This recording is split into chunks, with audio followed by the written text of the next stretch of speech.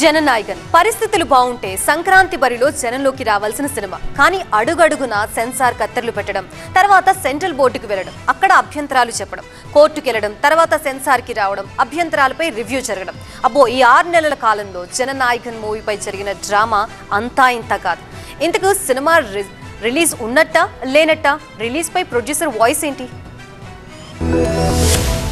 సినిమాలో ట్విస్టులున్నాయో లేదో కానీ ఈ మూవీ విడుదలపై వారానికో ట్విస్ట్, నెలకో మలుపు అన్నట్లుగా సాగుతోంది. హీరో విజయ్ సీఎం అయినా కూడా సినిమా రిలీజ్ పై సస్పెన్స్ మాత్రం కంటిన్యూ అవుతోంది. ఇప్పటికీ సెన్సార్ బోర్డు నుంచి ఇంకా క్లియరెన్స్ రాలేదు. ఢిల్లీలోని సెన్సార్ బోర్డు ఆఫీస్ కే కేవీఎన్ ప్రొడక్షన్స్ అధినేత వెంకట్ వెళ్లనున్నాడు. ఒకవేళ అక్కడ కూడా రిలీజ్ కు గ్రీన్ సిగ్నల్ రాకపోతే డిస్ట్రిబ్యూటర్లకు డబ్బులు వెనక్కిచ్చేయాలని మూవీ టీం నిర్ణయించుకుంది. కొన్ని నెలలుగా సెన్సార్ వాళ్లతో ఎన్నిసార్లు మాట్లాడినా ఫలితం లేకపోవడంతో చివరకు ప్రొడ్యూసర్ ఈ డెసిషన్ కు వచ్చినట్లు తెలుస్తోంది. అసలు జననాయకన్ ఆలస్యం కావడానికి కారణం ఎగ్జామినింగ్ కమిటీలో ఒక సభ్యుడు అభ్యంతరం చెప్పడమే. ఆర్మీ చిత్రీకరణపై ఆయన కొన్ని అభ్యంతరాలు వ్యక్తం చేసినట్లు తెలుస్తోంది. అలాగే మతపరమైన సన్నివేశాలపై మరోసారి పరిశీలించాలని భావించింది. అయితే రివైజింగ్ కమిటీ క్లియరెన్స్ వచ్చినా ఫైనల్ సర్టిఫికెట్ మాత్రం ఇంకా పెండింగ్ లోనే ఉంది. విజయ్ సీఎం కావడంతో రిలీజ్ అంశం అత్యంత సున్నితంగా మారింది. ప్రతి దశలో అదనపు వివరణలు కోరుతున్నట్లు సినీ వర్గాల సమాచారం. ఇక విజయ్ తమిళనాడు ముఖ్యమంత్రిగా బాధ్యతలు చేపట్టిన తర్వాత ఈ వివాదానికి రాజకీయ రంగు కూడా పులుముకుంది. సినిమాలో ఆర్మీకి సంబంధించి కొన్ని సన్నివేశాలు, మతపరమైన అంశాలపై అభ్యంతరాలు వ్యక్తమయ్యాయని సమాచారం.